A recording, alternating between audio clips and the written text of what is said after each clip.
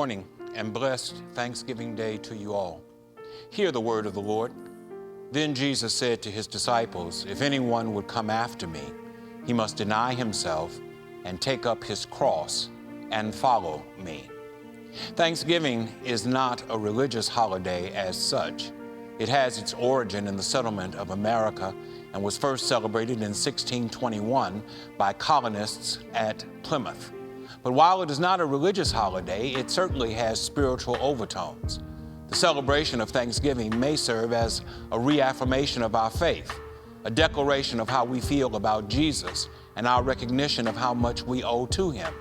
The colonists set aside this time to express gratitude for having survived a physical wilderness. But when we consider Thanksgiving, we must thank Jesus for having brought us through a much more terrible spiritual wilderness.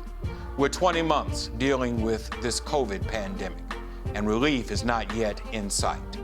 Family get-togethers and turkey dinners don't change the fact that we are in a spiritual wilderness.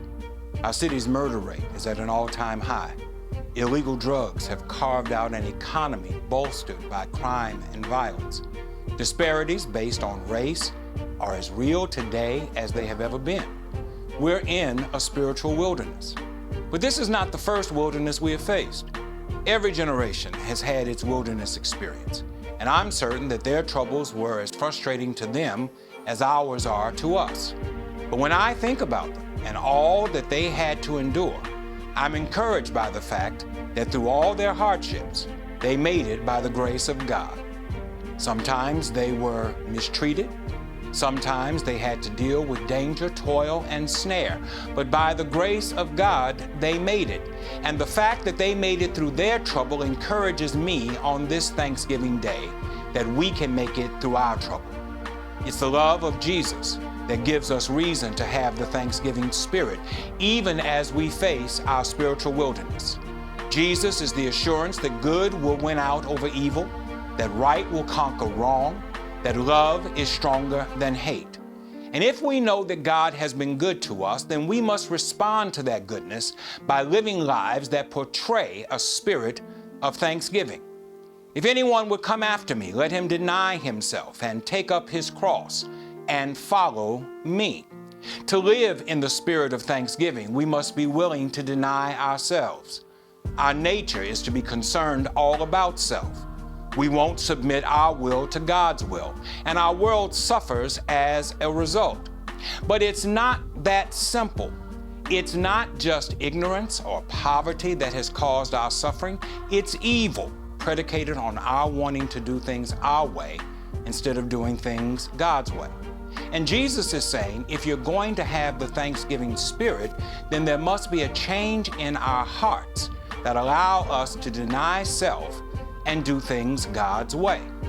Then we must be willing to take up our cross. The cross is not a pleasant thing to think about.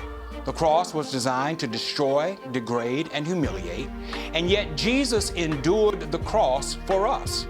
And if we are to live in a spirit of thanksgiving, then we must be willing to bear our own crosses. As long as there's evil in the world, there will be crosses to bear. Prejudice, hatred, poverty, inferior education. But our crosses can't destroy us if we're anchored in Christ. Finally, the Thanksgiving spirit is found in following the footsteps of Jesus. As we follow, we must learn to go where Christ leads. The footprints of Jesus lead us into the pathway of love. The footprints of Jesus lead us into the pathway of concern. The footprints of Jesus lead us down the highway of prayer. When we learn how to do these things, then we can truly live in a spirit of thanksgiving. And so on this Thanksgiving Day, we remember what Jesus has done for us, and we respond to his goodness by resolving to deny self, take up our cross, and follow him. Have a blessed and happy Thanksgiving Day.